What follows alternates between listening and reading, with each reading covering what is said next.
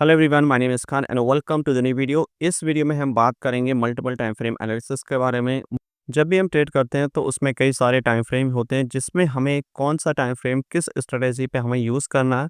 Like अगर आप swing trading करते हो या फिर डे ट्रेडिंग करते हो या फिर स्कल्पिंग करते हो तो सब में अलग-अलग टाइम फ्रेम का रोल रहता है। और टाइम फ्रेम का जो रोल है वो काफ़ी इंपॉर्टेंट है क्योंकि मल्टीपल टाइम फ्रेम एनालिसिस से हम एनालाइज़ कर पाते हैं चीज़ों को कि कहाँ पे मार्केट में क्या पॉसिबल सिनेरियो है, चाहे आपका हायर टाइम फ्रेम हो या फिर लोअर टाइम फ्रेम हो। मार्केट के कई सारे जो फैक्टर हैं ट्रेंड को लेकर के या फिर पीवाई को लेकर के या फिर एंट्री को लेकर के वो मल्टीपल टाइम फ्रेम में ही जाकर के क्लियर होते हैं कि किस टाइम फ्रेम में क्या मार्केट में शो कर रहा है, हम कहाँ पे प्लान कर सकते हैं फॉर बाय एंड सेल। तो ये काफ़ी सारी चीज़ें डिपेंड करती हैं आपके टाइम फ्रेम के ऊपर कि आप कौन सा टाइम फ्रेम कहाँ पे कब यूज़ कर रहे हो। तो इस वीडियो में मैं आपको सिखाऊंगा all about multiple time frame analysis के बारे में। अगर आप डे अगर आप डे ट्रेडिंग, स्विंग ट्रेडिंग करते हो तो ये वीडियो काफ़ी आपके लिए हेल्पफुल होने वाला है क्योंकि इस वीडियो में मैं आपको डे ट्रेडिंग और स्विंग ट्रेडिंग का टाइम फ्रेम को आपके बताऊँगा। उसके बाद में आपका रहेगा स्कल्पिंग। स्कल्पिंग बहुत कम लोग करते हैं but I will explain you all about the sculpting, swing trading and day trading. सबसे पहले बात करें टाइम फ्रेम के बारे में कि आपको कौन-सा टाइम फ्रेम यूज़ करना है। देखो, सबसे पहले अगर आप हायर टाइम फ्रेम यूज़ करते हो ऐसा स्विंग ट्रेडिंग के लिए, तो वहाँ पे एटलीस्ट आपको 4 आवर का टाइम फ्रेम लेना है। और जहाँ पे आपका लोअर टाइम फ्रेम का वो M15 रहेगा। आपको सिर्फ़ 2 ही टाइम फ्रेम पे काम करना है, ऐसा नहीं कि बहुत सारे टाइम फ्रेम आपको यूज़ करने हैं। 2 टाइम फ्रेम आपके लिए काफ़ी इनफ है। लाइक अगर आपने 4 आवर एक ट्रेंड को आइडेंटिफ़ाई करने और पीवाई को मिटिगेशन होने पे आपने किया, उसके बाद में आप lower time frame like 15 minute में जाकर के आप वहाँ पे बाय सेल कर सकते हो फॉर एडिशनल कन्फर्मेशन के लिए। अब दूसरा हो गया आपका लाइक इंट्राडे करने के लिए, वहाँ पे आप 1 आवर यूज़ कर सकते हो, 50 मिनट यूज़ कर सकते हो as a higher time frame. और जो 1 आवर का टाइम फ्रेम है वो इंट्राडे और स्विंग ट्रेडिंग दोनों के बीच का टाइम फ्रेम होता है, जहाँ पे मार्केट का जो मूवमेंट है वो मीडियम रहता है। ऐसा नहीं बहुत ज़्यादा एग्रेसिव अप डाउन होगा और ना ही इस तरीके से मार्केट में लाइक एंट्री मिलेगी आपको, क्योंकि 1 आवर का टाइम फ्रेम का जो स्ट्रक्चर होता है उसको क्रिएट होने में काफ़ी टाइम लगता है और 4 आवर में और भी ज़्यादा टाइम फ्रेम लगता है। जितना आप टाइम फ्रेम में ऊपर जाओगे, मार्केट में जो स्ट्रक्चर होगा और एंट्री होंगी वो काफ़ी कम मिलेंगी क्योंकि उसको डेवलप होने में काफ़ी टाइम लगता है। लाइक कुछ दिन लग सकते हैं, कुछ वीक लग सकते हैं। बट अगर हम लोअर टाइम फ्रेम की बात करें लाइक डेली टाइम फ्रेम से लेकर के आप अगर 15 मिनट टाइम फ्रेम में स्विच करोगे, तो 15 मिनट का जो स्ट्रक्चर है आपका वो काफ़ी जल्दी-जल्दी मूव ऑन करता है अप एंड डाउन साइड में, जहाँ पे आपको रेगुलरली बाय सेल सेटअप आपको देखने को मिलेंगे। तो 15 मिनट टाइम फ्रेम है वो ज़्यादातर आपको इंट्राडे में यूज़ करते हैं और जिसके लिए आपका लोअर टाइम फ्रेम वो M1 या फिर M2 आप यूज़ कर सकते हो, जिससे आप एडिशनल कन्फर्मेशन लेकर के बाय या फिर सेल कर सकते हो। इस वीडियो में मैं आपको all about multiple time frame आपको शो करूँगा डिफरेंट टाइम फ्रेम में, किस तरीके से आपको पीवाई आइडेंटिफ़ाई करना है और कहाँ पे कैसे करके आपको एंट्री बनानी है। कि आपके सामने यूरो यूएसडी का चार्ट है, 1 आवर का टाइम फ्रेम है। आप चाहें तो इसको 4 आवर में भी यूज़ कर सकते हो, 50 मिनट में भी यूज़ कर सकते हो। दोनों का जो मेथड है वो सेम रहने वाला है। ऐसा नहीं कि आपका 4 आवर में कुछ अलग रहेगा या फिर 15 मिनट में कुछ अलग रहेगा, ऐसा कुछ नहीं है। आपका कोई भी टाइम फ्रेम आप यूज़ कर रहे हो जो उसका प्रोसेस है वो सेम रहने वाला है। चाहे आप 1 आवर यूज़ करो या 4 आवर या फिर 15 minute as a higher time frame. इस चैप्टर में तो यहाँ पे हमने 1 आवर का टाइम फ्रेम लिया, यूरो यूएसडी का चार्ट है। पहले आप देखोगे मार्केट का मोमेंटम, अगर आप मार्केट का मोमेंटम देखोगे, मार्केट का एक्सट्रीम मोमेंटम जो है बुलिश है। उसके बाद में क्या हुआ, मार्केट ने टॉप से लेके बॉटम तक यहाँ पे मार्केट में क्या है, एक डाउनफॉल हमें देखने को मिला है और मार्केट क्या है यहाँ पे एक लोअर लो क्रिएट कर रहा है। और जब भी मार्केट आपका लोअर लो फॉर्म करता है तो उस केसेस में क्या एक्सपेक्ट करते हैं हम एक्सपेक्ट करते हैं कि जब भी मार्केट लोअर लो फॉर्म करेगा, वहाँ पे मार्केट इंड्यूसमेंट ले और उसके बाद में हम प्लान कर सकते हैं वहाँ पे फॉर सेल के लिए, राइट। तो इस तरीके से क्या होता है, मार्केट में एक डाउनफॉल हमें देखने को मिल रहा है और जहाँ पे अगर मार्केट इंड्यूसमेंट लेगा, किसी पीवाई पे टाइप करे या फिर वो इंड्यूसमेंट स्वीप हो, तो हम वहाँ पे प्लान कर सकते हैं फॉर बाय एंड सेल। यहाँ पे आप नोटिस करोगे ये आपका स्ट्रक्चर ओवरऑल बेरिश है और जब भी मार्केट आपका इंड्यूसमेंट लेगा, इंड्यूसमेंट लेने के बाद में वहाँ पे किसी भी तरीके का कोई पीवाई पे टाइप करे या फिर वो इंड्यूसमेंट स्वीप हो जाए, तो हम वहाँ पे प्लान कर सकते हैं फॉर सेल के लिए। तो ये आपका इंड्यूसमेंट है और ये आपका पीवाई है, means the order flow is here. तो मार्केट अगर इस पीवाई पे टैप करता है तो हम क्या एक्सपेक्ट करेंगे, ये आपका हायर टाइम फ्रेम में 1 आवर और यहाँ पे प्राइस जब भी टैप करेगा तो वहाँ पे आप लोअर टाइम फ्रेम में जाकर के चॉक फ्लिप या फिर किसी भी स्वीप टाइप की एंट्री वहाँ पे फॉर्म होती है तो हम वहाँ पे सेल कर सकते हैं। तो यानी कि ये जो मार्केट का डायरेक्शन है वो बेरिश है 1 आवर टाइम फ्रेम में। अगर हम सेम एरिया पे अगर स्विच करें एक लोअर टाइम फ्रेम में, जहाँ से हायर टाइम फ्रेम से हम लोअर टाइम फ्रेम में जाएँगे, तो ये 1 आवर का टाइम फ्रेम में हमें क्या करना होगा, यहाँ पे स्विच करना होगा 5 मिनट में। क्योंकि 5 मिनट का जो एरिया है वो कुछ इस तरीके से यहाँ पे फॉर्म होता है। यानी कि अगर मार्केट इस ज़ोन को टैप करता है और वहाँ पे किसी भी तरीके का कोई भी रिवर्सल करता है या फिर कोई फ्लिप या फिर चॉक एंट्री क्रिएट होती है, तो वहाँ पे प्लान कर सकते हैं फॉर सेल के लिए। तो यहाँ पे मार्केट में अगर आप नोटिस करोगे 5 मिनट का स्ट्रक्चर है और 5 मिनट का जो स्ट्रक्चर यहाँ पे जो फॉर्म हो रहा है वो बुलिश हो रहा है, यानी कि हाई हाई यहाँ पे फॉर्म हो रहे हैं। तो जब भी मार्केट इस तरीके से मार्केट में लाइक बुलिश स्ट्रक्चर फॉर्म होता है, जनरली हम क्या करते हैं, ब्रेक द स्ट्रक्चर या तो हम क्या करेंगे, सेल करेंगे। बट यहाँ पे हम सेल इसलिए नहीं कर रहे हैं क्योंकि मार्केट ने आपका पीवाई टैप नहीं किया है। तो जब तक मार्केट आपके पीवाई को टैप नहीं करेगा तब तक हम वहाँ पे बाय या फिर सेल नहीं करेंगे। और अभी जो ट्रेंड है वो बुलिश है। तो जब मार्केट इसको लाइक टच कर देगा, टच करने के बाद किसी भी तरीके का कोई भी रिवर्सल फॉर्म होता है, लाइक फॉर एग्जांपल जैसे कि अभी प्राइस ने यहाँ पे टच कर दिया है और टच करने के बाद यहाँ पे कोई भी चॉक फ्लिप या फिर स्वीप एंट्री मॉडल यहाँ पे क्रिएट होता है, तो हम वहाँ पे प्लान कर सकते हैं फॉर सेल के लिए। देखो मार्केट ने ऑलरेडी हायर टाइम फ्रेम में इन्वेस्टमेंट ले लिया है, तो हायर टाइम फ्रेम में जब भी मार्केट आपका इन्वेस्टमेंट ले लेगा जैसे कि यहाँ पे, तो उस केसेस में क्या होता है, लोअर टाइम फ्रेम क्या उतना ज़्यादा मैंडेटरी नहीं रहता है। और जब मार्केट आपका हायर टाइम फ्रेम में इन्वेस्टमेंट नहीं लेता है या फिर इन्वेस्टमेंट स्वीप करता है, तो उस केसेस में आपको लोअर टाइम फ्रेम की ज़रूरत पड़ती है for buy and sell, right. तो यहाँ पे क्या है, आपका हायर टाइम फ्रेम का इन्वेस्टमेंट ले रखा है मार्केट ने और ये आपका लोअर टाइम फ्रेम का स्ट्रक्चर है। और यहाँ पे किसी भी तरीके का कोई भी रिवर्सल अगर फॉर्म होता है तो हम वहाँ पे प्लान कर सकते हैं फॉर बाय एंड सेल। तो ये आपका बुलिश स्ट्रक्चर फॉर्म हो रहा है, ये आपका रिसेंट पीओआई है, यानी कि अगर पीओआई इधर टैप करता है तो यहाँ से क्या हम बाय एक्सपेक्ट करेंगे फॉर अपसाइड। बट प्राइस ने यहाँ पे टैप किया और टैप होने के बाद में यहाँ पे स्मॉल रिएक्शन दिया है और रिएक्शन देने के बाद मार्केट ने क्या करा, नीचे की तरफ ड्रॉप कर दिया। यानी कि ये जो जोन है आपका वो डिमांड से सप्लाई में फॉर्म हो गया है। तो फॉर्म कहाँ पे हुआ, ये वाला एरिया आपका हो जाएगा एज अ सप्लाई के लिए। यानी कि अगर प्राइस इधर टैप करेगा तो हम प्लान कर सकते हैं फॉर सेल के लिए। बट यहाँ पे थोड़ी-सी दिक्कत यहाँ पे है कि यहाँ पे किसी भी तरीके का कोई भी लिक्विडिटी स्वीप नहीं हुआ है, राइट है? और ना ही कोई इन्वेस्टमेंट यहाँ पे स्वीप हुआ है या फिर इन्वेस्टमेंट ले लिया मार्केट ने। जनरली जब भी आप चौक या फ्लिप पे एंट्री करते हैं तो वहाँ पे इन्वेस्टमेंट लेना कंपल्सरी होता है, जहाँ से बाय सेल की जो प्रोबेबिलिटी है वो थी हायर हो जाती है। क्योंकि प्राइस ने यहाँ पे टैप किया, हो सकता है मार्केट और भी ऊपर चला जाए। तो मार्केट में क्या है, इन्वेस्टमेंट लेना इंपॉर्टेंट होता है, जब भी जाकर के आप वहाँ पे बाय या फिर सेल कर सकते हो और उसके बाद में ही आप वहाँ पे प्लान कर सकते हो फॉर बाय एंड सेल। यहाँ पे आप देखोगे स्ट्रक्चर जो फॉर्म हो रहा है वो कुछ इस तरीके से फॉर्म हो रहा है, like this one, small pull back है, अगेन गोइंग हायर हाई। तो जब भी क्या होगा, मार्केट आपका इन्वेस्टमेंट लेगा तो हम वहाँ पे प्लान करेंगे फॉर सेल के लिए। जैसे कि यहाँ पे देखोगे ये आपका पुल बैक फॉर्म हुआ था, लाइक दिस वन। अब यहाँ पे काफ़ी लोगों को ये क्वेश्चन आ सकता है कि यहाँ पे ये पुल बैक क्यों यहाँ पे फॉर्म हुआ है। देखो जब भी मार्केट आपका बेयरिश है और उस केसेस में क्या होता है, प्रीवियस कैंडल का हाई ब्रोक हो जाता है, तो वहाँ पे क्या होता है, एक बुलिश, तो वहाँ पे क्या है, एक पैटर्न यहाँ पे क्रिएट हो जाता है जिसे पुल बैक बोलते हैं। जैसे यहाँ पे क्या हो गया, इस प्रीवियस कैंडल का हाई यहाँ पे ब्रेक हो गया, यानी प्राइस जो वो कुछ इस तरीके से फॉर्म हुआ, अगेन नीचे गया और फिर ऊपर गया है। तो यानी कि ये आपका पुल बैक फॉर्म यहाँ पे क्रिएट हो गई। तो जब भी मार्केट यहाँ पे पुल बैक लेगा, अब हमें क्या करना होगा, हमें वेट करना होगा आपके अनमिटिगेटेड पीवाई ऑर्डर फ्लो, यानी ऑर्डर ब्लॉक का, ऑर्डर फ्लो को मिटिगेशन का, तभी जाकर के आप वहाँ पे सेल कर सकते हो। हम चाहते तो यहाँ पे डायरेक्ट भी सेल कर सकते थे इस वाले पॉइंट पे और स्टॉप लॉस इसके हाई अबव रख के। और आपका जो टारगेट है, टारगेट आप लाइक प्रीवियस स्विंग लो से लेकर के प्रीवियस स्विंग हाई तक आपको टारगेट रखना है इस तरीके से।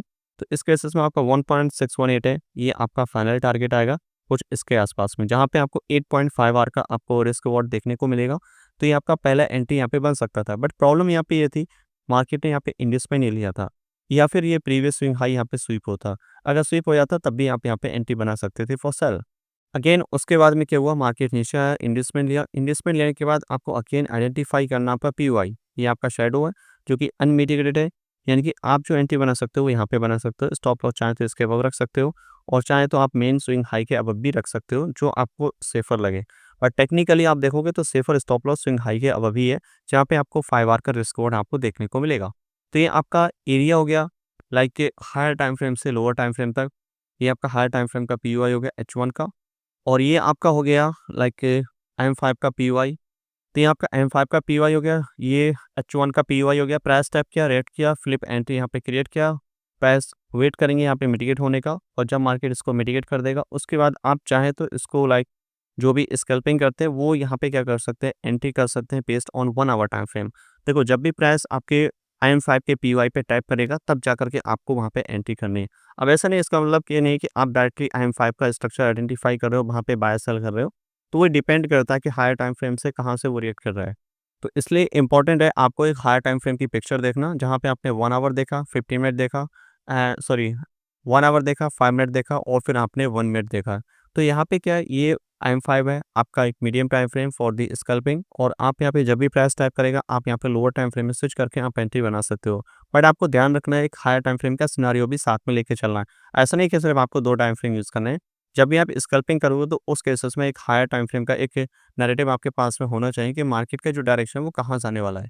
अगर हम इसी पॉइंट पे एक 1 मिनट टाइम फ्रेम में जाएँ तो आपको यहाँ पे नेक्स्ट क्या देखने को मिल सकता है उसको हम देखते हैं यहाँ पे। ये आपका हायर टाइम फ्रेम का पीयूआई हो गया, राइट? प्राइस ने टैप किया और टैप होने के बाद में आप नोटिस करोगे यहाँ पे क्या हुआ है, प्रीवियस स्विंग हाई को मार्केट ने स्वीप किया है। और जब भी प्रीवियस स्विंग हाई को मार्केट स्वीप करता है, जस्ट उसका रीसेंट हाई लो ब्रेक होता है, हम वहाँ पे एंट्री बना सकते हैं विदाउट एनी इन्वेस्टमेंट। बट यहाँ पे तो ऑलरेडी मार्केट ने पीयूआई पे टैप किया है, यानी कि अगर मार्केट इस लो को ब्रेक करता है जो कि ऑलरेडी ब्रेक कर दिया है, तो यानी कि इस जोन पे हम अगेन सेल सेटअप बना सकते हैं इस वाले पॉइंट पे, राइट है। और ये आपका एंट्री रहेगा, ये आपका स्टॉप लॉस रहेगा। अब रही यहाँ पे टारगेट की बात, टारगेट क्या रहने वाला है? अब ऐसा नहीं है कि आप टारगेट सोचोगे कि आप H1 के अकॉर्डिंग यहाँ पे सेट करोगे जो कि यहाँ पे है, राइट? तो आपको टारगेट जो यहाँ पे सेट करना है जिसमें आपको ऑलमोस्ट 21 आरआर मिलेगा। ये रियलिस्टिक टारगेट नहीं है, क्योंकि अगर आपने H1 का रिफाइनमेंट किया है 1 मिनट में, तो वहाँ पे सेट करने का टारगेट का दिक्कत ये रहती है कि आप वहाँ तक ट्रेड को होल्ड नहीं कर पाओगे, क्योंकि वहाँ तक आपको बहुत सारा अप एंड डाउन देखने को मिलेगा। उस केसेस में क्या करते हैं हम, जो भी टाइम फ्रेम आप ले रहे हो, जैसे आपने अभी M5 लिया है, तो M5 हमने क्या हायर टाइम फ्रेम लिया है, राइट? और आपका लोअर टाइम फ्रेम क्या है, M1 है। तो आपका जो टारगेट है ना वो M5 के अकॉर्डिंग ही होना चाहिए, ना कि H1 के अकॉर्डिंग, क्योंकि M5 आपका अभी क्या है, हायर टाइम फ्रेम है। तो इसमें क्या है, बॉटम से लेके टॉप तक आपका ये स्ट्रक्चर आप देखोगे और 1.618 आप ऐसा टारगेट सेट करोगे। तो यहाँ पे आपका ये टारगेट हो जाएगा 1.68, और यहाँ पे आपको मिलेगा ऑलमोस्ट 7 आवर का, राइट? तो इस तरीके से आप यहाँ पे एंट्री बना सकते हो। लेट्स सी कि मार्केट इसको मिटिगेट करता है कि नहीं। ऑलरेडी मार्केट ने मिटिगेट इसको कर दिया है, और मिटिगेट करने के बाद आप देखोगे स्ट्रक्चर अगेन स्वीप किया, स्वीप अगेन स्वीप किया, यानी कि अगर ब्रेक करता है तो हम यहाँ पे एंट्री बना सकते हैं फॉर सेल। बट मार्केट में क्या है, क्लोजिंग होना इंपॉर्टेंट है, तभी जाकर के आप वहाँ पे रिस्क ले सकते हो, अदरवाइज नहीं। बट मार्केट ने यहाँ पे क्लोजिंग किया, राइट? बट इन्वेस्टमेंट लेता तब आपको यहाँ पे एंट्री बना सकते थे। बट डायरेक्ट एंट्री इसलिए बना रहे हैं क्योंकि फर्स्ट टाइम में भी यहाँ पे स्वीप किया, सेकंड में भी स्वीप किया, तो फिर उसके बाद सेल करने का कोई सेंस नहीं बनता यहाँ पे। एक बार में ही अगर डायरेक्ट क्लोजिंग दे देता है इसके नीचे, तो आप डायरेक्टली यहाँ पे पुल बैक पे सेल बना सकते थे, राइट हियर, ओके। तो ये आपका नेक्स्ट एंट्री है, और कुछ इस तरीके से मार्केट ने मूव किया, और लेट्स सी कि उसके बाद में क्या हमें देखने को यहाँ पे पॉसिबल मिल सकता है। अगेन हम M5 की तरफ जाते हैं, देखते हैं कि M5 में क्या हुआ है और मार्केट ने यहाँ पे क्या क्रिएट किया है। M5 की अगर हम जाएँ अगेन, देखोगे तो मार्केट का जो स्ट्रक्चर है वो अगेन यहाँ पे क्या हुआ, शिफ्ट हुआ है, ब्रेक किया है। अब हमें क्या चाहिए, इंड्यूसमेंट के बाद में PY, बट इंड्यूसमेंट तो यहाँ पे फॉर्म ही नहीं हुआ है। तो आपका क्या है यहाँ पे, ऑर्डर फ्लो जो कि इस वाले पॉइंट पे यहाँ पे फॉर्म हुआ है, राइट हेयर। यानी कि अगर मार्केट इस ज़ोन पे टैप करता है और उसके बाद में कोई लोअर टाइम फ्रेम एंट्री दे, तो हम प्लान कर सकते हैं फॉर सेल। प्राइस ने यहाँ पे टैप किया, अगेन हम जाएँगे यहाँ पे 1 मिनट के टाइम फ्रेम में, क्योंकि मार्केट आपका क्या है, हायर टाइम फ्रेम से लोअर टाइम फ्रेम में हम जा रहे हैं। तो यहाँ पे हमें अगेन वेट करना होगा चॉक फ्लिप का, उसके बाद हम वहाँ पे क्या कर सकते हैं, एंट्री बना सकते हैं फॉर सेल के लिए। Look at this one, this is our entry like order flow, price type here, give a small reaction, push down side, failed. और अगेन इन्वेस्टमेंट लिया, ये जोन आपका क्या बनेगा, सप्लाई, यानी कि डिमांड से सप्लाई यहाँ पे आपकी फॉर्म हो चुकी है। मैं इसको थोड़ा सा एक्सप्लेन कर देता हूँ सही से। ये आपका प्राइस ने मिटिगेट कर दिया, M5 का PY है। PY पे टैप होने के बाद अगर आप यहाँ पे नोटिस करोगे जो आपका स्ट्रक्चर फॉर्म हो रहा है वो कुछ इस तरीके से हो रहा है, ओके। अगेन ऊपर गया, यहाँ पे स्मॉल रिएक्शन मिला, पुश किया, मिटिगेशन दिया एंड सेल। बट यहाँ पे हम सेल क्यों नहीं कर रहे हैं? यहाँ पे हम सेल इसलिए नहीं कर रहे हैं क्योंकि मार्केट ने यहाँ पे इंड्यूसमेंट दिया। जैसे कि हमने हायर टाइम फ्रेम में देखा था M5 का स्ट्रक्चर जो कि यहाँ पे फॉर्म हुआ था, लाइक डिमांड एंड सप्लाई, हमने इस वाले पॉइंट पे सेल नहीं किया था क्योंकि मार्केट ने यहाँ पे इंड्यूसमेंट नहीं लिया। जब मार्केट ने इंड्यूसमेंट लिया तभी जाकर के हमने सेल किया था। सेम चीज़ यहाँ पे हुई है, डिमांड एंड सप्लाई यहाँ पे पहले फॉर्म हुई थी, बट हमने यहाँ पे सेल नहीं किया क्योंकि मार्केट ने इंड्यूसमेंट नहीं लिया। अगर इंड्यूसमेंट लेता तभी जाकर हम सेल करते। नेक्स्ट अटेम्प्ट में मार्केट ने यहाँ पे इंड्यूसमेंट लिया और उसके बाद में पुश किया और ब्रेक किया, और यहाँ पे हम क्या ले सकते हैं, सेल सेटअप, स्टॉप लॉस इसके अबव। अब आपका टारगेट कहाँ रहने वाला है? देखो टारगेट इसमें क्या रहेगा, M5 के अकॉर्डिंग ही रहने वाला है। M5 में क्या करोगे आप, बॉटम से लेकर के टॉप तक आप इसको एक्सटेंड करोगे फिबोनाची को। ये मेरी फिबोनाची की सेटिंग है, आप चाहें तो इसका स्क्रीनशॉट ले सकते हो इस तरीके से। ये मैंने कुछ सेटिंग की हुई है, कलर आप चाहें तो अपने अकॉर्डिंग रख सकते हो, कोई इशू नहीं है उसमें। तो आपका 1.618 आपका ऐसा टारगेट रहने वाला है जिसमें अप्रॉक्स आपको 6 आवर के आसपास आपको टारगेट देखने को मिल रहा है। एंड लेट्स सी उसके बाद में क्या यहाँ पे पॉसिबल हमें देखने को मिल सकता है। And market time to go higher and lower, and again market trying to push downside. Again, we are coming in a 5 minute time frame और 5 मिनट के टाइम फ्रेम में आने के बाद में मार्केट ने इसको फाइनली आपका टारगेट हिट कर दिया है, राइट। और पहला टारगेट आपका ऑलरेडी हिट हो चुका है इस वाले एरिया में एंड दूसरा टारगेट आपका यहाँ पे हिट चुका है। ये तो हो गया आपका स्कल्पिंग के थ्रू, जहाँ पे आप 5 मिनट और फिर 1 मिनट का टाइम फ्रेम का कॉम्बिनेशन यूज़ कर सकते हो। स्कल्पिंग में ये नहीं कि आपको वहाँ पे सेकंड्स में प्ले करना है, like quick buy and sell and buy sell. वहाँ पे भी आपको एक सिस्टमेटिक मेथड को फॉलो करना है, जहाँ पे स्ट्रक्चर को लेकर के, पीवाई को लेकर के, कई सारे फैक्टर को वहाँ पे कंबाइन करके हम वहाँ पे बाय सेल कर सकते हैं फॉर द शॉर्ट टर्म। और अगेन मैं अगर यहाँ पे 1 आवर के टाइम फ्रेम में स्विच करूँ तो आपको आइडिया लगेगा कि हायर टाइम फ्रेम का सिनेरियो क्या है और किस तरीके से मार्केट यहाँ पे बिहेव कर रहा है। 1 आवर के टाइम फ्रेम के अकॉर्डिंग आप नोटिस करोगे ये आपका स्ट्रक्चर अगेन यहाँ पे ब्रेक हुआ है, इंड्यूसमेंट स्वीप किया, break the structure, mitigation and we can again plan here for the sell. तो जब भी मार्केट का स्ट्रक्चर कुछ इस तरीके से बिहेव करता है, हम वहाँ पे प्लान कर सकते हैं फॉर सेल, क्योंकि ये इंड्यूसमेंट लिया हुआ था और इस वाले पॉइंट पे इंड्यूसमेंट लिया, ये पुल बैक हुआ, मिटिगेशन, और यहाँ पे हम क्या करेंगे, स्ट्रॉन्ग सेल करेंगे। हम सेल इसलिए करते हैं क्योंकि मार्केट ने इंड्यूसमेंट लिया है। ये चाहे आपका एक्सटर्नल स्ट्रक्चर हो या फिर इंटरनल हो, माइक्रो, माइनो, कोई सा भी स्ट्रक्चर हो, हर जगह आपका ये काम करेगा। कोई भी स्ट्रक्चर हो, इस तरीके से मार्केट बिहेव करता है और ये आपका हाई टाइम फ्रेम में मार्केट ने आपके ऑलमोस्ट टेक प्रॉफिट को हिट कर चुका है and let's see and finally market hit our take profit. तो इस तरीके से आप मल्टी टाइम फ्रेम को यूज़ कर सकते हो, 4 आवर, 1 आवर, 50 मिनट, 5 मिनट, कोई भी एक हाई टाइम फ्रेम को आप कंसीडर कर सकते हो। उसके बाद में आप लोअर टाइम फ्रेम का यूज़ करके वहाँ पे चॉक फ्लिप एंट्री बना सकते हो। सो आई होप आपको समझ आया होगा कि किस तरीके से मल्टी टाइम फ्रेम एनालिसिस काम करता है। अगर आपको कोई पॉइंट आपको समझ में नहीं आया तो आप सिंपली इस वीडियो को मल्टीपल टाइम देख सकते हो। इससे आपको बहुत ज़्यादा हेल्प मिलेगी समझने में किस तरीके से मल्टीपल टाइम फ्रेम वर्क कर रहा है। और जल्दी मैं आपको नए वीडियोस यहाँ पे प्रोवाइड कराऊंगा, जहाँ पे पुटिंग ऑल टुगेदर की एक सीरीज चलेगी जो कि इंटायर मंथ चलेगी, जहाँ पे आपको 10 से 15 वीडियो आपको देखने को मिलेंगे इंटायर मंथ, जहाँ पे आपके regular different different example and different different way से आपको बाय या फिर सेल के सेटअप आपको देखने को मिलेंगे, जो कि आपके लिए बहुत ज़्यादा बेनिफिशियल होने वाले हैं। आई होप कि those video help you a lot, but वो वीडियो आपके लिए ज़रूर हेल्पफुल रहेंगे जब आप प्रीवियस जो आपके रिसेंट वीडियो उनको देखोगे, जहाँ से आपके बेसिक क्लियर होंगे, तब जाकर के आपको वो समझ में आएंगे। और मैं स्मार्ट मनी कॉन्सेप्ट को बहुत ही ज़्यादा इजी टू अंडरस्टैंड वे में आपको एक्सप्लेन कर रहा हूँ, जहाँ से आपको समझ में आए और हर कोई वहाँ से ट्रेड कर सके। अगर आपका कोई भी सवाल है या कोई सजेशन है, आप नीचे कमेंट सेक्शन में कर सकते हैं। And thank you so much everyone to watching the entire video. And if you are new, subscribe our YouTube channel and join our free Telegram channel. Link in description. Go and check out. And I will see you in the next video. Happy trading.